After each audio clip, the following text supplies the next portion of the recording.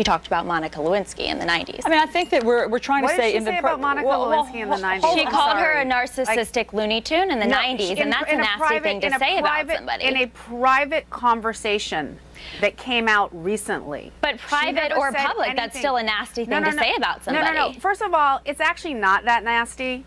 I just want to start right there. You think it's more nasty to call someone nasty than to call someone a narcissistic I just honestly want to try to stick to facts on this, which is that well, it is a fact that she said that. Okay, hold on. Go ahead, make your point, Kristen. Hold on. She had a private conversation with one of her friends. So I just want to be clear that you are now telling me that women are not allowed to have a private conversation with a friend, which was never meant to be public. It became public because this friend's information went to a library, but it wasn't even necessarily meant to be public. But just to be clear, women are not allowed to have private conversation with their friends and talk about a woman who had an affair with her husband. I don't think this. No, that's not at all what I'm saying. That's what you're saying. And what I'm saying, Kirsten. Hold on, Kirsten. Go ahead. Answer that now. What I'm saying, Kirsten, is this was a private conversation, but it's now become public. Just like Donald Trump's leaked audio from 2005 has become public. It's the same thing. And you're seriously comparing that to the way he talks about Hillary Clinton? Absolutely. They're both things that were said in private that have become public. What's the difference between the two? So he can't talk, but she can in private? The way he But what's most important is Benghazi. Let's look at that. 4 Americans left dead because of her decisions as Secretary of State. Let's look at Boko Haram, who she refused to put on the official terrorism list during her time as Secretary of State. Meanwhile, thousands, tens of thousands were killed. Young girls were sold into sex slavery in Nigeria, sometimes turned into suicide bombers. This is unacceptable, and this really raises a lot of concerns as to whether she can protect this nation, and I don't think she can, and I wish the mainstream media would be talking about this more. I cannot independently investigate an allegation, nor can anyone else that, makes an appearance on your network or any other network. And so I hope that we can get to the truth. I know Mr. Trump has vehemently denied these, of course, but at the same time, it's important to investigate them. What is it today? Well, I think there is a lot of voters that were very hesitant about voting for Hillary Clinton early on because of the FBI investigation. When that was closed, a lot of these fears were alleviated for them. But at the same time, a lot of them still haven't voted, and now these fears have been brought back up. So I think when we talk about early voting, some people have voted, but for those that haven't, I think this could push them over the fence to vote for Mr. Trump. Okay, so the American people care about the economy. As Tammy said, they care about the issues. We have less men between the prime working ages of 25 to 54 working right now than we did at the end of the Great Depression. 75% want change.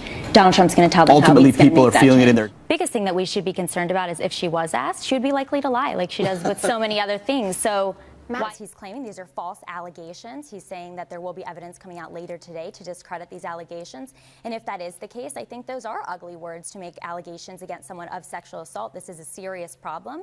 And by making false allegations, I think we take the attention away from real victims. And as Hillary Clinton said herself, these victims deserve to be heard and they deserve to be believed. And I think we need to do a better job of making sure that we do this. It's innocent until proven guilty in this country. Expect to happen. I mean, the debate obviously rises in importance, but is it too late to move the meter? What do you think?